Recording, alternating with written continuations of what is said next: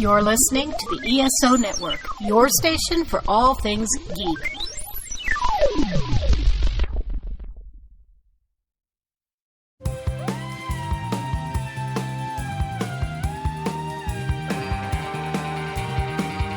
Hello, we're Enterprise Splaining, the podcast where we splain Star Trek Enterprise to each other and to you. I'm Bill, and these are my co-hosts Jamie. Hi. And Maria. Hello. Today we're going to be venturing into the Star Trek episode Marauders. However, I'm the only person here who has actually watched it, so it's my job to explain to my co-hosts what happened on the episode. Let's get a little background. Computer, can you give us a summary of this week's episode? Marauders.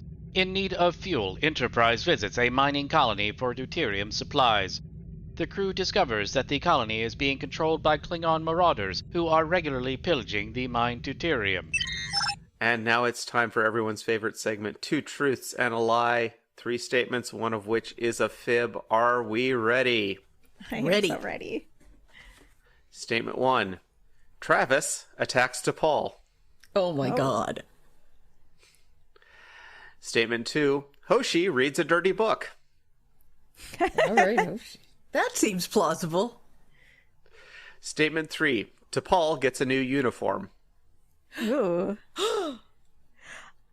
I'm 100% going with the first one because, one, I just don't want it to happen because I don't want to see T'Pol attacked. But 2, I don't believe that Travis gets to do anything ever. Yeah, so that one's the lie.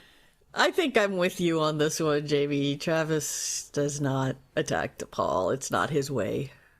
All right, while our audience ponders what this week's lie might be, let's hear a little bit more from one of the other podcasts on the ESO network. What is the Flopcast? Is it just a weird podcast about cartoons, music, TV, comic books, movies, chickens, and stuff from the 70s and 80s you thought nobody but you remembered? Yes. Will it be the dumbest half hour of your week? Probably. The Flopcast. We will waste your time. We're back. Cold open. We open on a mining camp in a desert inhabited by your standard bumpy-headed aliens. They look completely human. They just have little bumps on their noggins. It's mostly silent. A young boy runs through the camp. He grabs a canteen from a woman and then delivers it to some men working on an industrial pump. One of the men passes it to a man on top, and he starts to drink from the canteen, but then looks up into the sky as we hear the sound of engines. Is it them, he asks, looking concerned, and a red-headed man answers, I don't know. Now, this will probably mean nothing to any of you, except that for me, the red-headed man is Larry Cedar, and he was on a PBS series called Square One, which I was obsessed with. Oh my goodness. Probably the most memorable thing to come out of that is MathNet, which some people might remember. But he's just an actor I recognized. Oh. He takes a gander at what is flying towards them, and he says, no, it's not their ship. It's a shuttle pod, and these aliens don't seem to realize that no matter what they thought they were afraid of, they are seriously fucked now because the Enterprise crew has arrived on their planet. Oh, no. But it's been a long road, which means it's time for Jamie's Diane Warren update of the week. All right. I previously mentioned that there was a documentary about Diane Warren, and it was now available to stream on Masterclass. The only place where you can watch this documentary. Yes. Unfortunately, they only have annual subscriptions, which cost $129. And I love you guys. I love this podcast. I love our fans. I was not going to pay $129 just to watch the Diane Warren documentary. But luckily, we have a friend who has a Masterclass subscription and gave me his password. I will not say his name because I don't want him to get in trouble. But thank you. You know who you are. Thank you so much.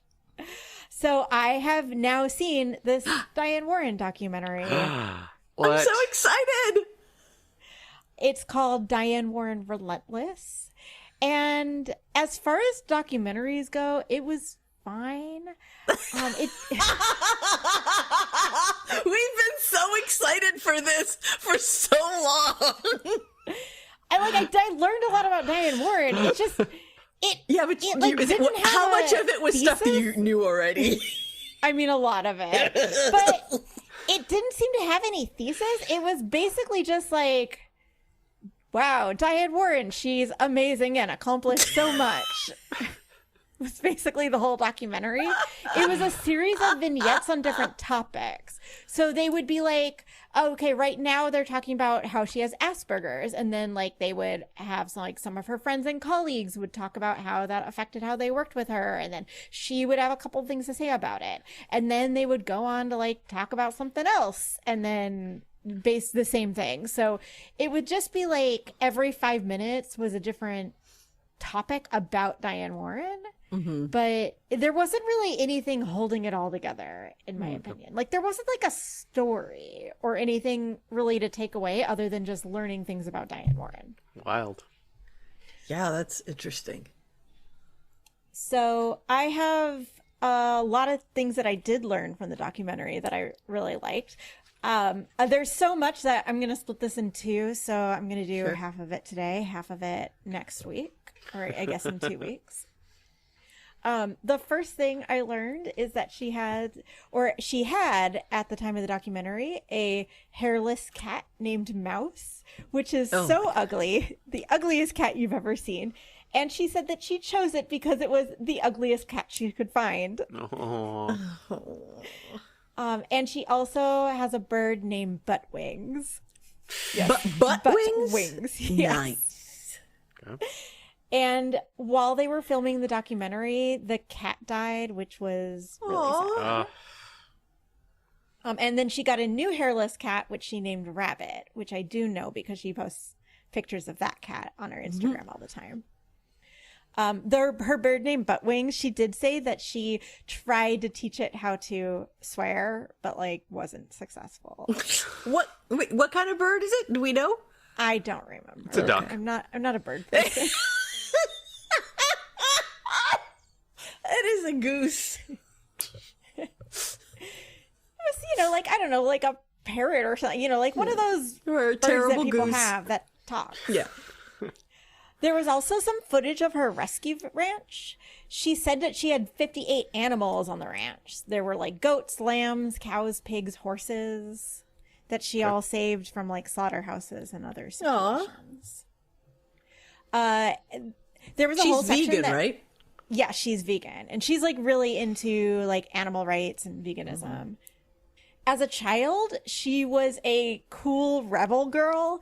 She spent a couple weeks in juvie for smoking pot. All right, Diane Warren. And she had bad grades, but she said it was just because she didn't care enough to like work hard enough to do better. At one point, her dad promised to buy her a 12-string guitar if she got all B's, and suddenly she was getting all B's. And the second he bought her that guitar, her grades went back to D's and F's.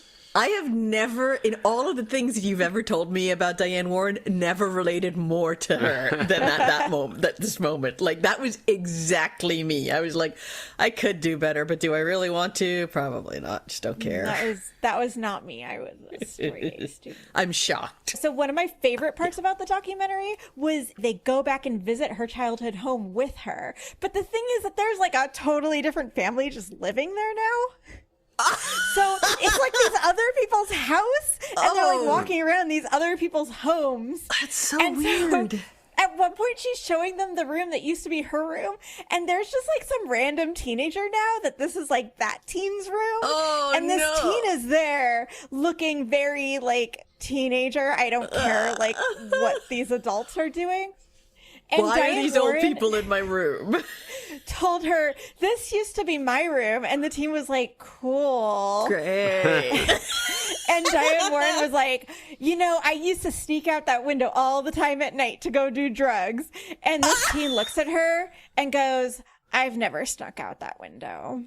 That teen was deny. But we did find out the story of how she ended up owning the rights to all of her music, because that is extremely unusual, especially for somebody who started in the late 80s. So her first big song sale was Rhythm of the Night. And it became a huge hit, but she had a terrible contract and made almost nothing from the contract. And she was pissed about it. So she sued and they settled with her. And it's funny because in the documentary, they talked to the guy that she sued. Awesome. And he's like, yeah, like we kind of got one over on her with that contract, but then she sued and she was just like wouldn't go away. So we finally just settled with her to make her go away. And like, it was just really funny that he was just like, yeah, we screwed her over. And then we like had to give her some money because she kept bugging us. But then she took the money that she got from that settlement and started her own company so that she could own all of her songs outright. And that's why today she owns her entire catalog, which is worth $500 million. Cool. And until very recently, she was recording all of her demos on cassette tapes. So that's how recently. Well, she said that just recently she started using a phone instead. Oh my God. Wow. But she just said recent. I don't think she said how recently. I mean, but honestly, any time in the last 20 years is impressive, right? I mean, because you see a lot of footage of her office where she has just like stuff stacked up because she's a hoarder. And most of those stacks of stuff are just cassette tapes. Like she just has literally like mountains, like piles of cassette tapes in her office, to the point where she has to like clear them to have like a space to like get to her desk. No human would stack tapes but that's like why this. I know, I think it was last week where I talked about how she had people were worried that her office had burned down, and she was talking about how, it would have been like horrible for music history.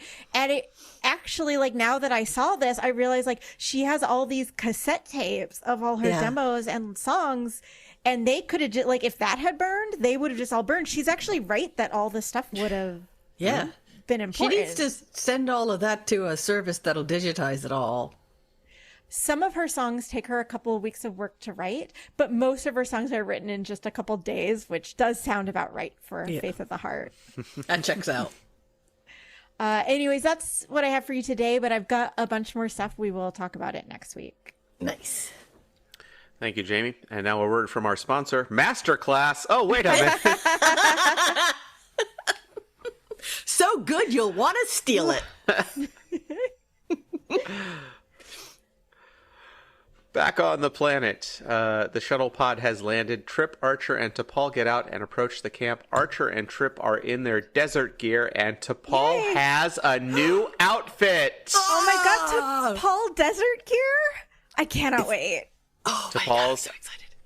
T'Pol's outfit looks exactly like her old one, except it is pure white. Oh, I fucking love desert gear. Seems bad for a desert. Like, I feel like it would get dirty. Yeah, but it's good Magic for Star cooling. Trek I don't know. style? Anyway, it is just I'm as so excited. form-fitting. Yeah. Wait, did you say Trip is there too? Yes, it's Trip, Archer, and T'Pol. Great, because fucking- Trip looked good in those good. desert pants. Both of them look good in those desert pants. I'm very excited. Enterprise approaches the miners because a Cretacean merchant told them this was a deuterium facility and they need some. And Larry, his character name is actually Tresic, says, "Oh, the Cretaceans, did they trick you into doing that stupid chainsaw ritual like they do with all the?" Tresic tells them he's sorry, but 2 of their pumps are offline and they need to come back later in the season. They have no deuterium to share with them. Funny how other aliens are very good at saying that they're sorry. Yes, we have no deuterium today. We have no deuterium today. Sorry. He doesn't actually come off as apologetic. He's very clearly giving them the brush off. Well, that won't work for them because Enterprise has less than a 2-week supply left, and Tresic says, "There's nothing we can do." Are you sure? But we're only on this planet for 2 days and 2 nights. Yeah, exactly. They scanned their camp because they tried to contact them and didn't get any reply. It's like, well, our communications are down. But their sensors indicated that they have over 80,000 liters of deuterium, and they don't need anywhere near that much. Oh, lying. And Tresic says, no, that's for another customer. Come back in 3 months. But they only have, the 2-month supply, you said? They have 2 weeks left. Oh, 2 weeks. Oh. Okay. They are really desperate for this deuterium. They're really down to the wire. Yeah, they're in Yep. trouble, yeah. As Tresic starts to walk off, his hunky second man, who I believe his name is only given as second man. Can we go back a second? So this planet, they sent like signals down to try to talk to them, and nobody responded. They got no, and then they just like went anyway. They landed. Yep. I guess they're really camp. desperate. They Otherwise, are. I would say only that 2 feels like weeks. a really bad idea. But yeah, it feels like they're desperate enough to do that. Okay. So as Tresic walks off, his buddy, his second in command, says, "Do you have any experience repairing extraction pumps?" And Trip says he doesn't, but he reckoned he could take a whack at it, provided they have the tools. A bunch of cube-shaped water and a bowl filled with glass beads.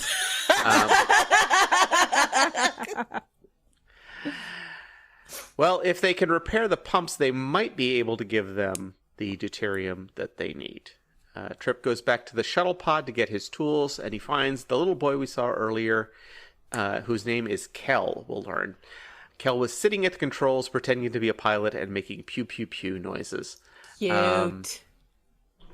Trip asks him what he's doing in his chair, and they have some lighthearted banter about the shuttle pod because Kel apparently likes to look at the ships that come down to their camp. And, Wait. He just wandered onto the ship? Didn't they left the door lock open. the doors? No. Didn't they close it and do the blip blip? And No. As we learned from the episode where the Klingon completely hijacked it, they have no That's door fair. locks. They have no, I really want this child to just take off. Trip asks Kel what he thinks about the shuttle pod, and he says, well, it's a little small and the thruster controls are hard to reach, to which Trip replies, well, you might need longer arms. Aw. Okay, I kind of love Trip with a child. That's cute. It's kind of a cute moment. The boy asks Trip to teach him how to fly it, and Trip says, I'll tell you what, I'm going back to the ship later, and you can come along if it's all right with your folks. I feel like that's not something you tell the child. Yeah, that seems like a terrible idea. Like, don't tell the child I will, sure, small child, I will take you away on my spaceship. Just check with your parents. I'm sure they'll be fine with it. Back in camp, Archer is attempting to negotiate for the fuel that they need. It's not going well. Tresic wants 6 power cells, but Archer can't spare that many. 2, maybe 3. And Tresic says, you don't understand how difficult it is to filter deuterium because apparently they do have seasons.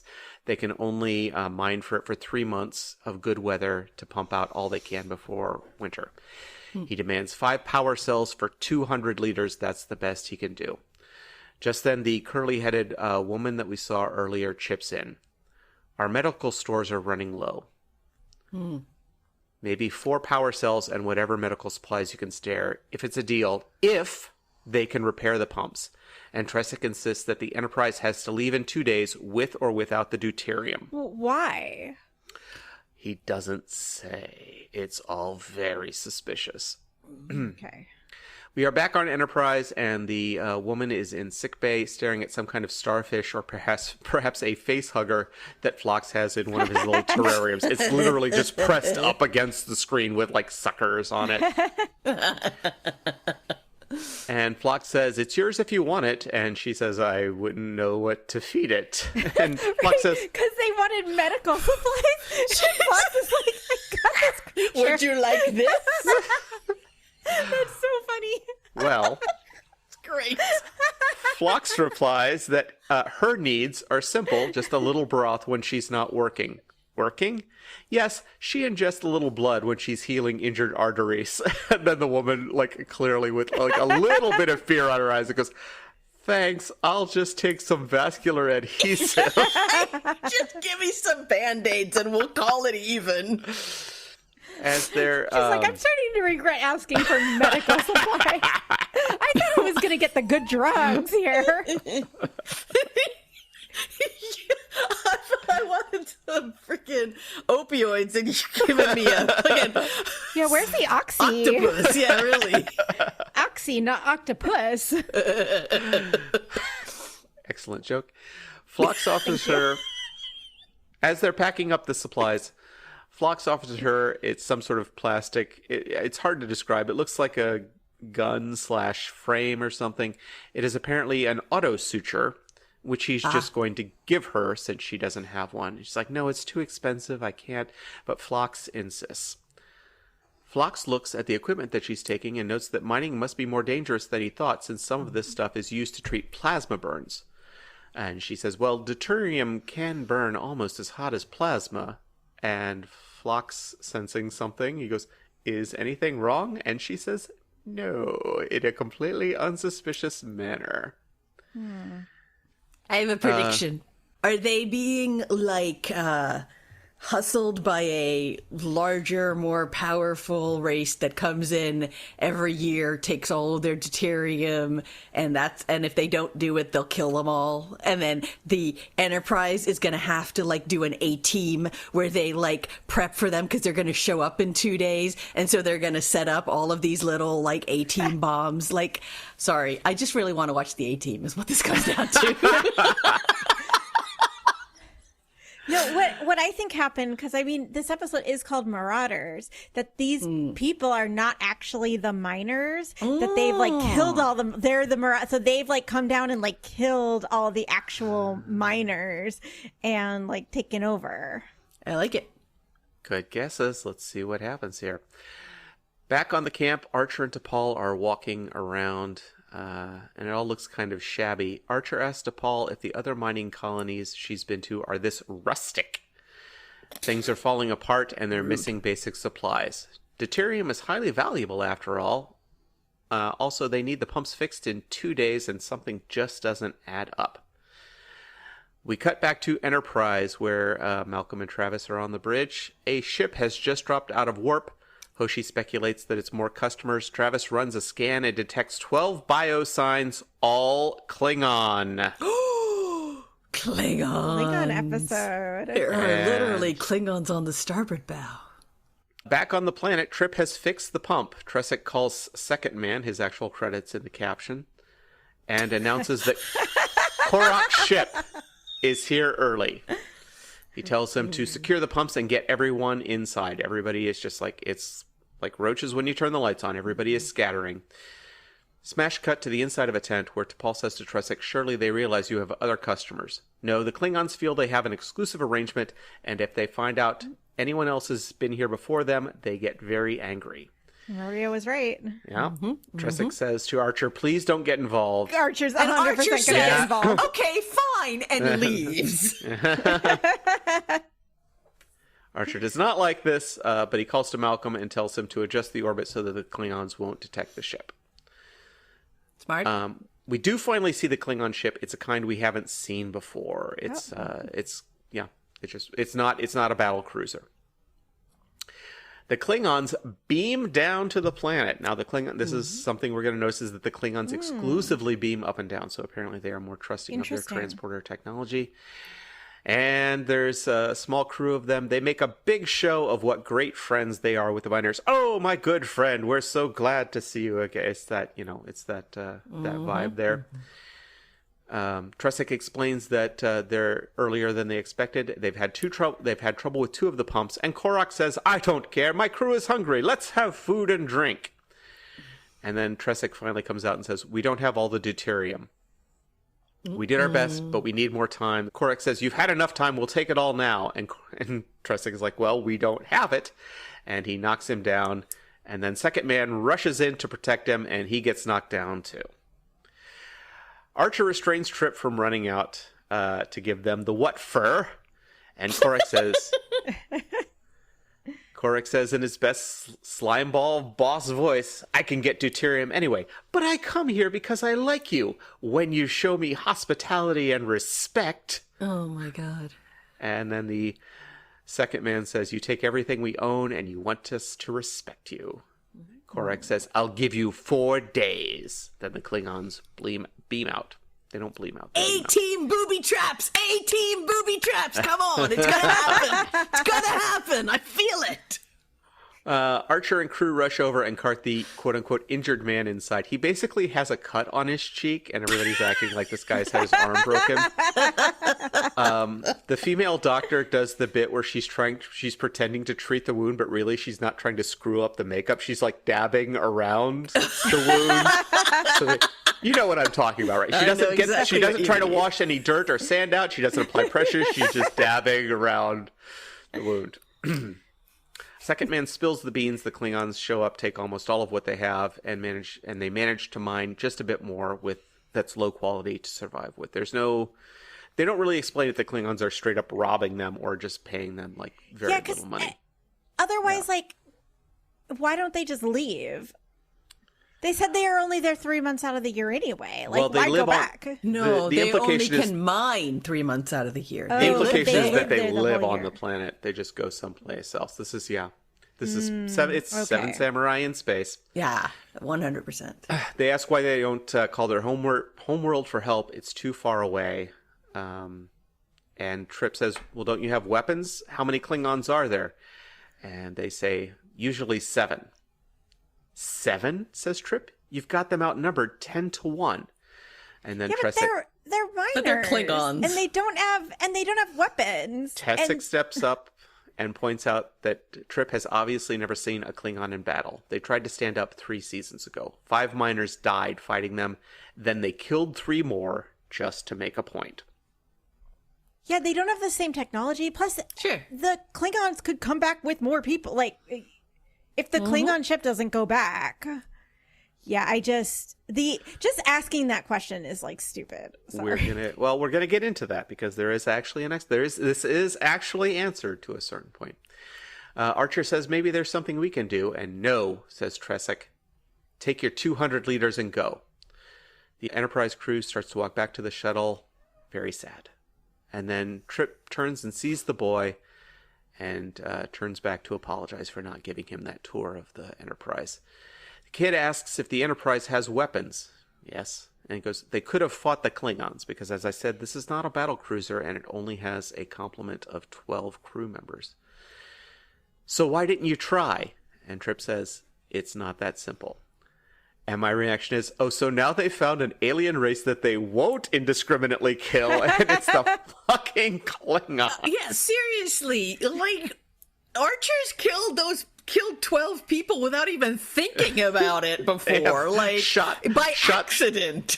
Shot so many Suliban into space, blowing up their ships. For no reason at all, and not worried about any of it, but he can't kill 12 Klingons? Come on, man. Yeah. We are in Archer's ready room. T'Pol enters and announces that they've stored the deuterium. She asks if she should tell Travis to break orbit. And here it comes. Here it comes. We know it's coming. Archer turns on her. So that's it? We just take our deuterium and leave? Oh my God. After the Klingons rob them blind? Does that seem right to you? Oh my God. You are the captain. This was your You get to choice. decide if you leave or not. Good Lord. So here's the explanation of what's going on here. So this is Klingon ship. It is not a warship. It is a freighter. Enterprise could beat them. And if the Klingons withdraw, what will keep them from coming back after we're gone? Yeah. Archer proposes contacting the Klingon High Council. They saved Klang. They rescued that ship from the gas giant. I say they owe us a favor. And Paul points out... I don't know that that's true. T'Pol points out that this is not a Klingon warship, and she doubts that these Marauders answer to the High Council. She says the title. So this is not actually part of the Klingon. They are part of the Klingon Empire, but they are not, quote unquote, They're not part like of the Klingon official, military. yeah. They're just pirates. these guys that show up. They are definitely behaving without honor. Like, the Klingon High Council would not be happy about this. So Archer says she understands how the Vulcans feel about cultural interference, but this isn't a culture. It's a colony of 76 people who are being preyed on. And T'Pol says, Captain, this may surprise you, but I agree. Yeah. But short of killing the Klingons, any action they take will only make things worse. So, we have to kill them, says So you're Archer, saying tapping we his can kill them, He doesn't do that. So you're giving me permission. So we can't option leave one is... We have to make sure not to leave any of them alive to go get help. Everybody has to die. Archer says he just hates the idea of turning their backs. Back on the planet, it is night, and Tessic is trying to fix some kind of tracked machinery that they have there. Archer walks up and offers to help him repair it. And as the two of them are repairing this, they have a little heart-to-heart banter about how Archer is always overstaying his welcome. He hints that he wants to help, and Tessic turns him down. How long do you plan to let this go on? Another 5 seasons? No, because the show only goes for 4 seasons. Exactly. I know that. And then Archer says, I had a talk with my tactical offer. He means Malcolm. We're shaking the Malcolm Etch-a-Sketch again. He has a new title. He is the tactical officer. Wasn't that what he was? What was he before? No, first he was the armory officer. Armory Then he's sort of Now the de he's the facto tactical. security officer. Now he's the tactical officer. Oh boy. Back on the Enterprise, Malcolm is frantically 83, scratching out his business cards. Well, this is what Malcolm. happens when you only have, is it 3 officers? 3 Starfleet officers on the ship. Sorry, not officers, but 3 higher level. Managers. I don't know what the right we term don't know is. how Yeah. many lieutenant junior grades we have on this ship.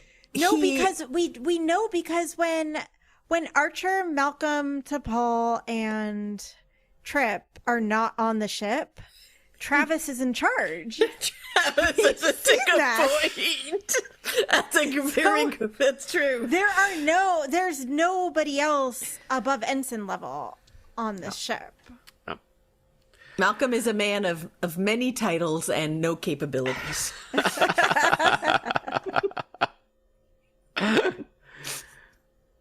Malcolm is confident that you have the ability to defend yourself. It'll be different this time. We'll help you prepare. He goes, No, you don't understand. These are my people. They depend on me. I'm supposed to protect them, he says, all as one word. You say you want to help us, but even if you do, after you're gone, we'll be here waiting for them to come back. Mm-hmm. And Archer says, there's a saying on my world. Give a man a fish, and he eats for a day. Teach a man to fish, and he eats for a lifetime. And all I can think of is the Terry Pratchett quote, give a man a fire and he's warm for a day, but set a man on fire and he's warm for the rest of his life. Also, I don't understand how that works here because they're not teaching them anything. They're teaching them how to murder. They're going to teach them how to murder. They are going to teach them how to defend themselves. This is literally Seven Samurai in space, kind of. I still feel like that's different from teaching somebody to fish. It's definitely teaching them to murder, but okay. After the commercial break, Malcolm is planetside and he is looking at some old-ass laser rifles. These things look beat up to hell. Second Man says that they're effective at keeping the Sheba lizards from chewing on the couplings, and Malcolm offers to make some modifications. Malcolm's like, nobody gives a shit about the Sheba lizards, man. What the fuck are you talking about? Also, I love that these lizards, they're getting rid of them by shooting them with laser rifles. As they're chewing on the power couplings of this Destroying the local ecosystem. of this highly explosive gas. Bullseye womp rats in their T-39. Second Man points out that Enterprise probably has some keen firearms up there, but Malcolm says that this battle won't be won with firepower. Deception and surprise can be just as potent as brute force. Also, they need to be able to defend themselves when the Enterprise is gone, and presumably the Enterprise isn't going to give them all their weapons. A key point of this is that they don't want them to know that the Enterprise is there. I think the larger implication is they want them to think that the miners have just learned to defend themselves. They don't want them to think that this ship that's going to go away was helping them. I guess I'm a little confused about this plan because there's like one ship. If they kill them all, then that problem is solved, right? Right. Mm-hmm. Yeah. Yeah, guess what? Yeah, They're not can't gonna the Enterprise come back. just like blow up the Just freighter? fucking blow up the ship. I mean, look, I know that's not like a morally appropriate thing to say, but it's absolutely appropriate for this fucking crew. T'Pol hops in with some Vulcan wisdom / light racism. Klingons are aggressive warriors, but their tactics are crude. They're slow to adapt to changing conditions. Never listen to T'Pol about the Klingons, man. That woman is... She doesn't know anything, and she's real racist about it. You know what they say about Klingons. The Vulcan Science Council has determined that Klingons are not people. Klingons do not exist. Archer strolls in and announces that they're going to lead the Klingons into a trap. What kind of trap? A very hot one, involving the high-pressure deuterium fields. A-Team, booby trap, A-Team. Jamie, have you seen the A-Team at all? I Do you was know actually anything just about about what I'm to ask talking you. about here? I don't know what the A-Team is. Oh my god. Have you seen the Seven? gonna Have you ask you that. have you seen Seven Samurai or Magnificent Seven? No, I don't know what those are either. I don't know if I should get into this. Probably not. Let's cover that later. Let's leave It's it just for an basic- away mission. Every week they show up and help some other oppressed person. It's always like a group of people who are doing their best farming or whatever, and some big guy comes in and is like stealing all their shit, and they they're coming in 2 weeks. Okay, we're gonna set up all of these booby traps and blow them up. They never get killed. This is A-Team? This is the A-Team. Are they Yeah. superheroes? No, No, they're just They were four elite Vietnam veterans who were convicted of a crime they didn't commit. Did These not commit. men promptly escaped from a high-security cell and escaped to the Los Angeles underground. Sorry, this sounds really fun. If it's so much fun. It's one of my It's a very favorite fun 80s shows of all time. It's so good. Anyway, yeah, love it. So back to the episode of Enterprise. Sorry. You know things are bad if we're talking about, wow, it'd be really great to watch the A-Team right now. It would be so good to watch the A-Team right now. So they're going to lead them into a trap, but the Klingons won't go near the deuterium fields. They know it's not safe. Well, that's where deception and surprise come in. Let's take a look at the map. The camp is entirely modular because it has to be, which means they can relocate several of the buildings to disorient the Klingons, and T'Pol offers to train a small group on the Enterprise. Montage. People breaking down buildings, putting things back together. The only thing missing is Eye of the Tiger. Fucking it is the A-Team. It's an absolute episode of the A-Team. The 100%. montages were the best part of the A-Team. Come on. I'm so excited for this. Back on the Enterprise, Malcolm is training the miners on marksmanship in the armory right next to a torpedo once again. Malcolm. Never change, Malcolm. They're shooting at those little floaty remote things from Star Wars that we saw before, and they're not having any luck hitting them. Hoshi, who is there, steps in to help because she sees that Second Man is tensing his trigger finger, which is throwing off his aim, and she used to make the same mistake. Pew, pew, pew. They start bullseyeing those womp rats. It's kind of amazing. Nice. And Hoshi looks on with pride as she sees that she's taught someone how to kill.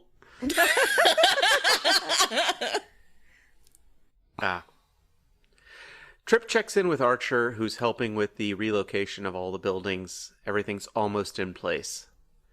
Trip says, this plan is a long shot, and Archer says, you think it's a mistake. Trip says, I didn't say that. And Archer counters with the sublime moral of this episode.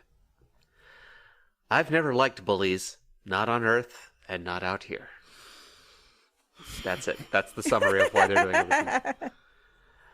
Back on the Enterprise, T'Pol is standing in front of a line of the miners in some sort of gymnasium structure. She explains the basics of Klingon combat. Klingons carry disruptors, but they prefer bladed weapons in combat. She lays out the particulars of the bathlet and the mechlet. Amazing. I cannot teach you to defend yourself against these weapons. Okay, great training session. Why are we here? She continues.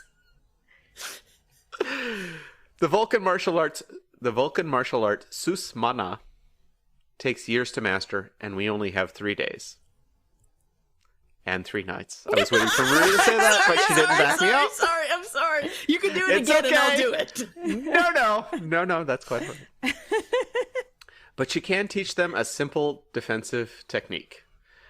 Travis has been standing in the background this whole time, and if you were impressed about how jacked he was on Ryza, get ready, because he is wearing a sleeveless desert t-shirt, and boy howdy, this guy is fucking ripped. He's so ripped. I love him. For some reason, in the first season, like, they didn't realize what was going on with Travis, and then by second season, they showed his arms at one time in 2 days and 2 nights, and fans must have just been like, man, Travis's arms. So second season, they're like, we got to give the fans what they're asking for. Well, it's also that he's standing next to Jolene Blaylock, and he positively looms. Like, you don't realize how much taller and bigger he is than she is. Oh, interesting. Yeah, I would not have thought him that much taller than her. That's cool. Yeah.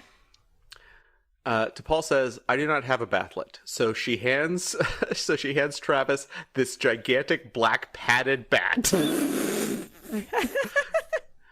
And she says, try to strike me. Travis looks concerned, and T'Pol says, you won't hurt me. And Travis says, it's not you I'm worried about. Wow. Travis does 3 quick swings, and T'Pol dodges all of them. And she says, that was called the Navukat, she says. It isn't difficult to learn who's first. And this is fine. We get a short montage of them training, and God bless them, but it looks like what it is, stage combat at 1/4 speed, where they're telegraphing their moves to make sure nobody gets hurt. Planet side, more moving stuff. They're still moving stuff around. Kel, the little boy, brings water to Trip, who is capping off the wells. Lieutenant Reed said I had to hide in the canyons when the Klingons come back. He doesn't want you to get hurt. But I can help. I can shoot a Sheba lizard from 400 meters, and Walprats aren't that much bigger than that. Yes, I have made a Walprat joke for the 3rd time in this episode. Thank you, I am very smart. Trip turns him down. Malcolm has a rule. You have to be bigger than the gun to use it. And Cute. Kel says, I don't want to hide. And Trip says that shooting a lizard is a lot different than shooting a person. And ejecting them into the cold vacuum of space is way different. But he doesn't bring that up. How old is this child again? Preteen? He's like, like 13. Maybe like a 12, 13. Yeah, okay. He's not definitely, He's not like a real little, not a but he's also 5-year-old. not like a teen. He's 12 to preteen. So somewhere in the preteen. Smart enough. Yeah. Like a But he 10 knows to what's 13 going on. maybe. And Trip tells him that Sheba lizards don't shoot back, and he needs to hide when the Klingons return. Back to the montage. Miners are using rifles to shoot, I remind you, at point blank at targets, and we see a lot of sparks in the camp as they are presumably repositioning things. But I think we all know they just moved the cameras around to the other side of the camp. Archer and Tessic have a heart-to-heart now that all the prep is done. Tessic says, I hope that everyone survives this, your people as well as mine. And it's time for an Archer speech. Oh my god. More gazelles? We left Earth just over a year ago to explore, to meet people like you. We'd only been out for space dock for 3 days before we found ourselves in a full-fledged firefight with some pretty nasty characters called the Suliban. I got shot in the leg. Don't talk about the Suliban. Just before I passed out, I remembered thinking, this isn't what I signed up for. I should be mapping star clusters or making first contact with friendly species. But when those Sulibans started firing at my crew, I knew I didn't have any choice but to fight back. I'm not ashamed to admit I was nervous. I'm nervous now. But I know we can do this. Oh my god. Chirp, chirp So on the it was communicator. all about him. I love that this speech was just all about him. Oh, I And think how he's just so badass. I think he's just trying to relate, because Tessic is obviously, cowed by this, and he's trying to tell, look, I was nervous, but I realized what I had to do to protect my people. So it's not, it's okay. Fine. Yeah. They get a chirp on the communicator. The Klingons are here. Tessic picks up his rifle. Time to kill for great justice. The Klingons beam down to the center of the camp, and it looks very deserted. Doors are flapping in the breeze. You know the drill. So Lots good. of crane shots in this episode. Listen, says Korak. It's quiet. Too quiet. He doesn't say that, but he does say, listen. It's that the pumps aren't running. Where is your hospitality? He shouts into the air. Now, when you're watching this episode, you're going to notice these are bad warrior Klingons because they are standing in a tight group. It would be super easy for one grenade or explosive to take all of them out. Like, these guys do not know what they're doing. Like, the three of us could take these Klingons out. But no, this is not a killing people. This is a standing up to bullies episode. So for some reason, they're not going to kill these fuckers who have killed other people in this mining colony. Bad at this.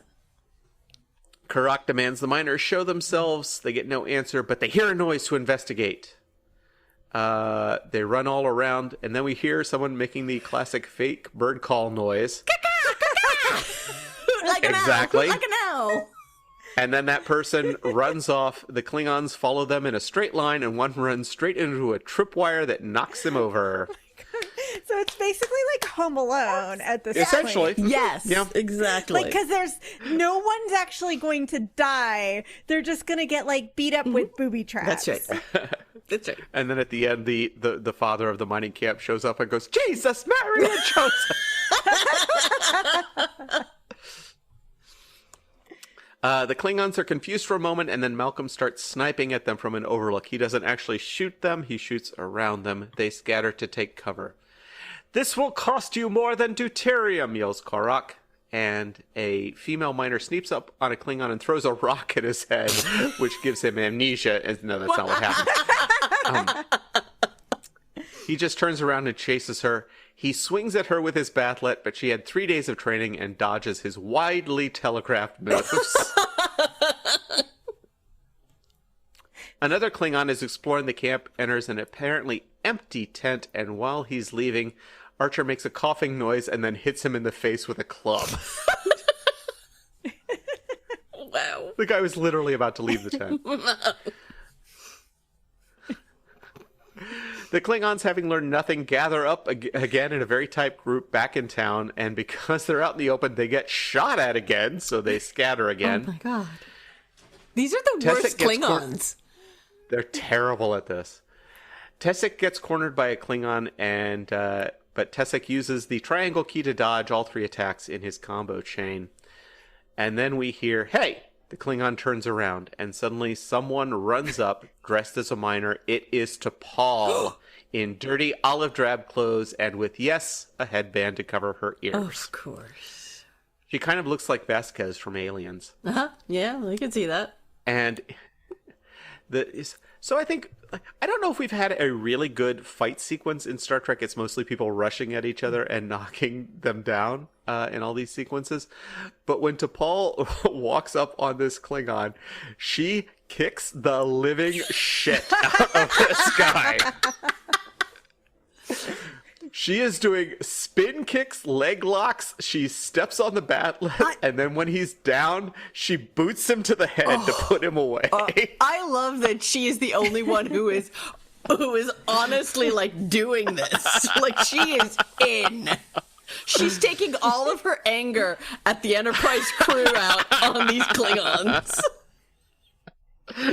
The Klingon says, "My name's not Trip. What are you Why are you calling me Trip? Stop calling me."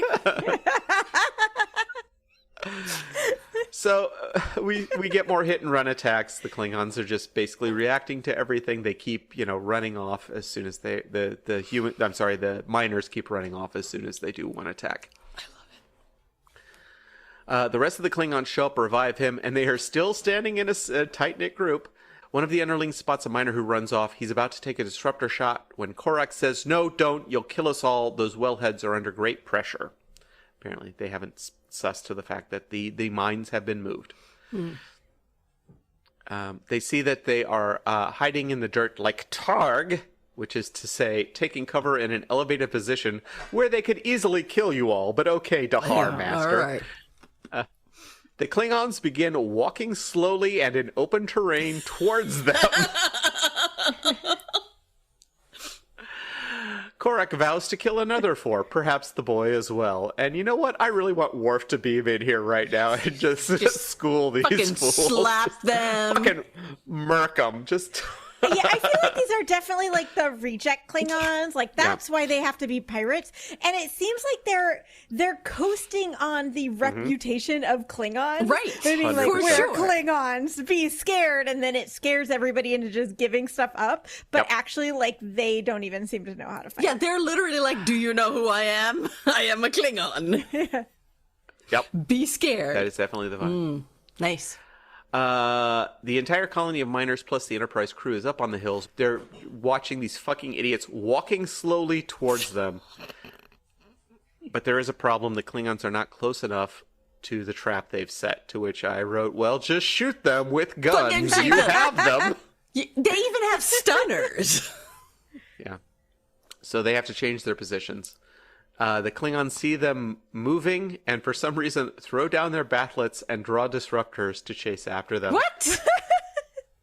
I don't. That sounds like a Klingon. Yeah, that seems great. The two groups are kind of judging each other, and eventually the Klingons are moving in the field. One of them steps on something, and it makes a clanging sound. And actually, for those of you paying attention at home, if you have the subtitles on, it actually says clang on there. So I was going to make a Clang the Klingon joke. That's how he got his name. Klingon got the Klingons- clanged.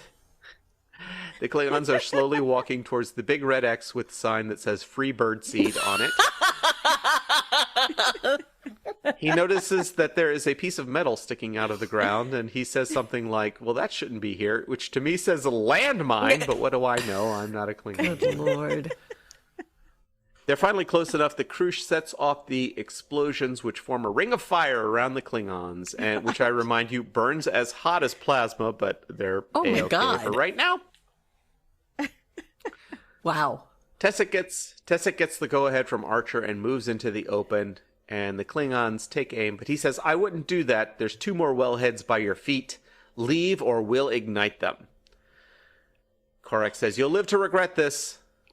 And Tessic says, if you're thinking of coming back, I wouldn't advise it. We'll be ready. We're not afraid of you anymore.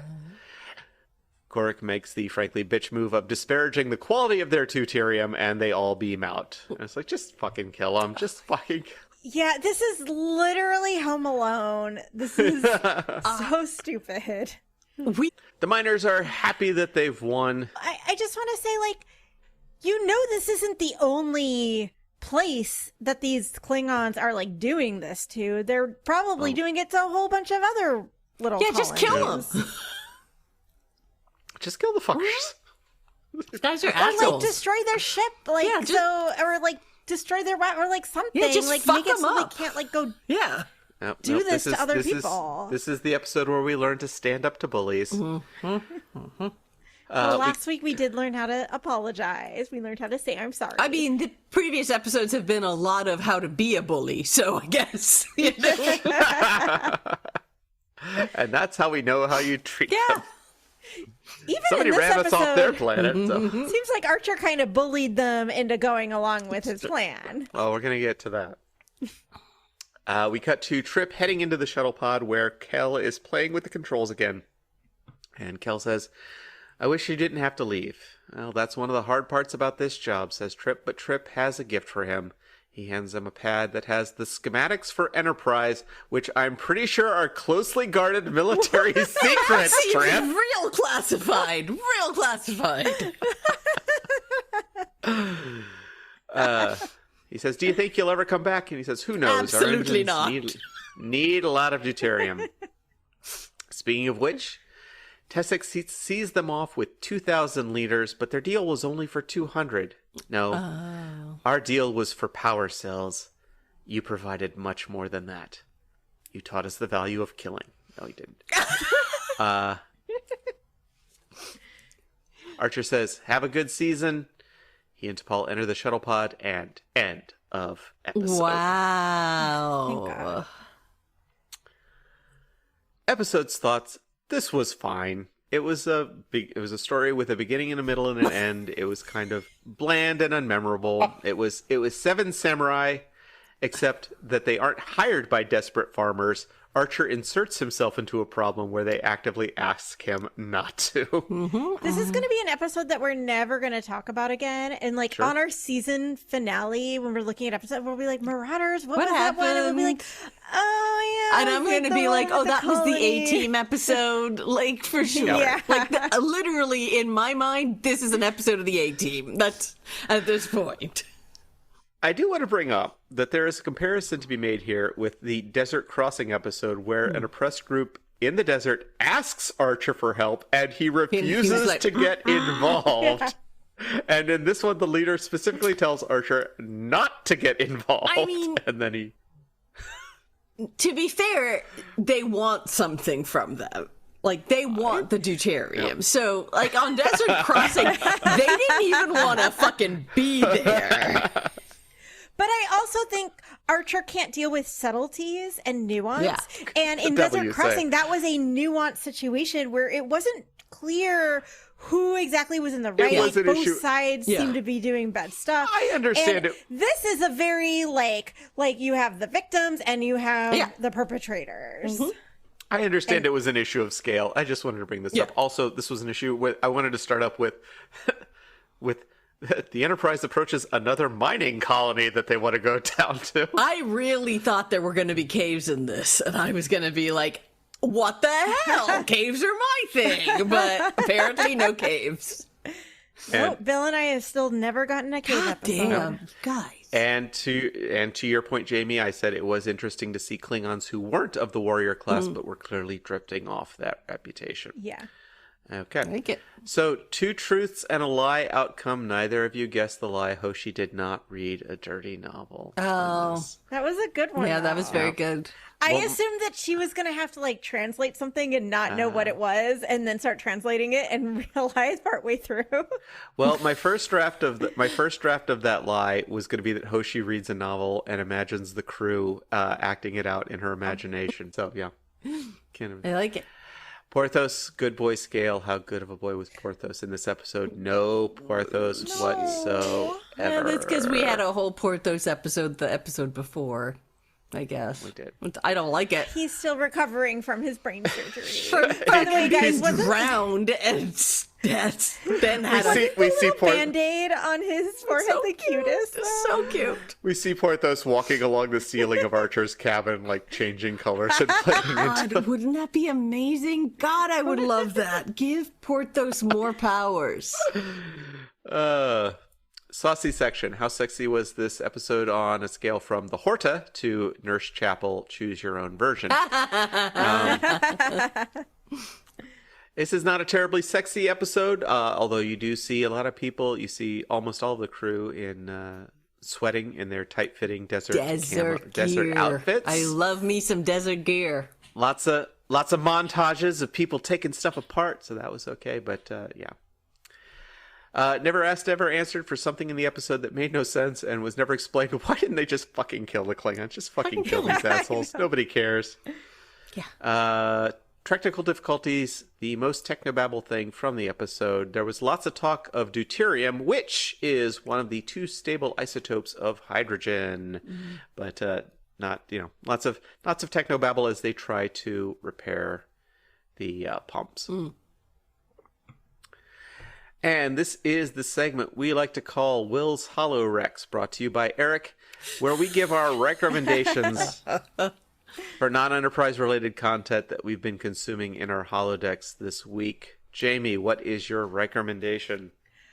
All right, my recommendation is for the video game 2 Point Campus. Sorry, I had to think about it because a couple of years ago played the game 2 Point Hospital, where you are managing I remember that. hospital. Oh, right. And now I'm playing the game 2 Point Campus, where I'm managing a university.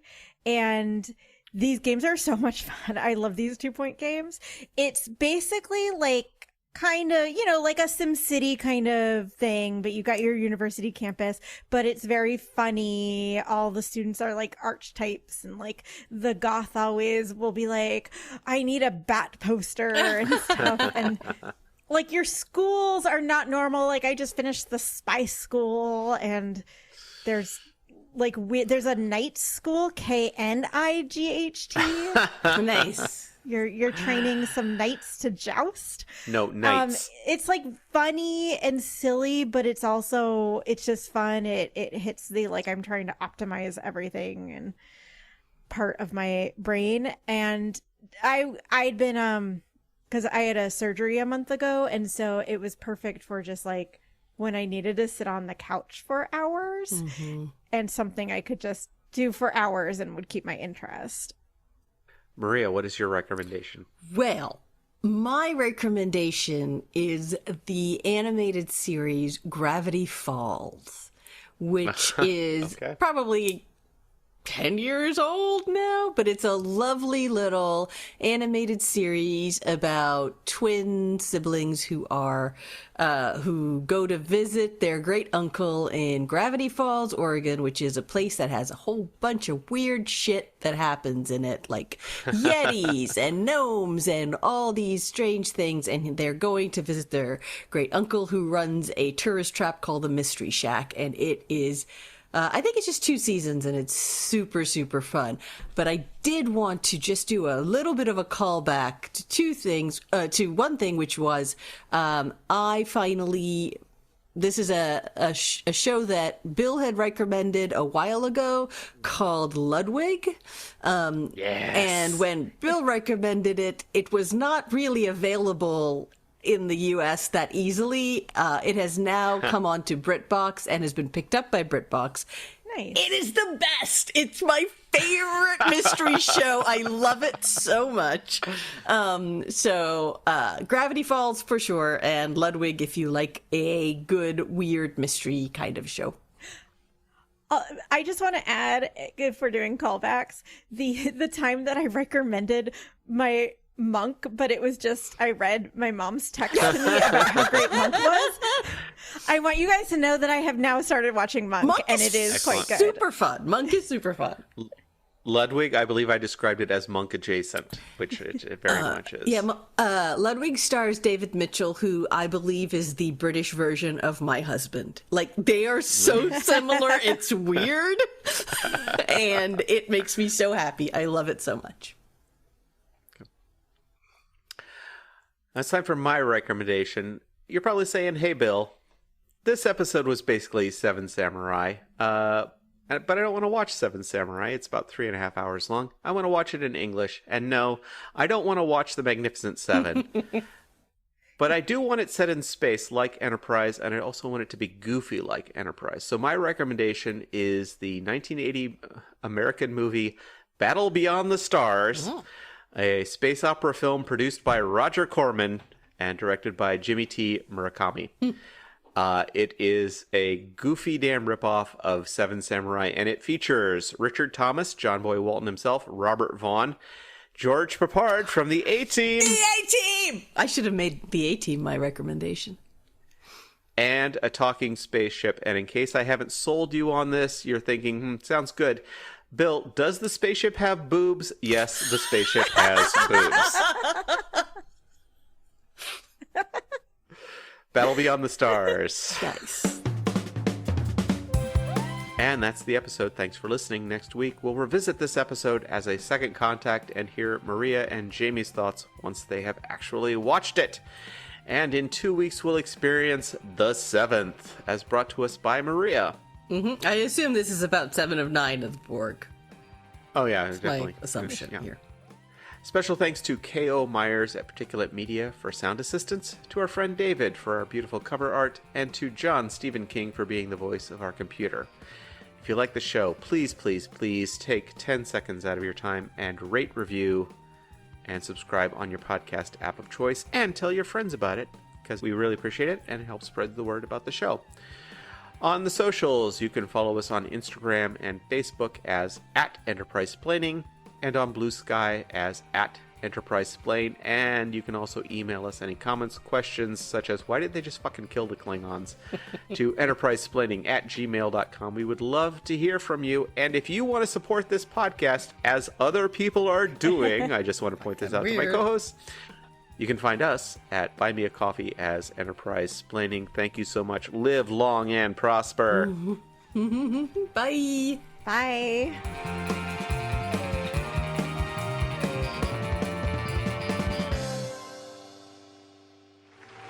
Computer. End program.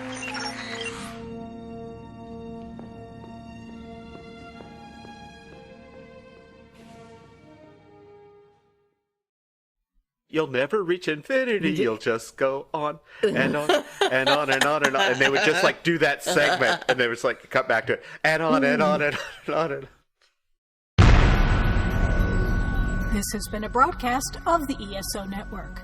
Be part of the crew and help support our shows by donating to our ESO Patreon or by shopping at the TeePublic store, which can all be found at www.esonetwork.com.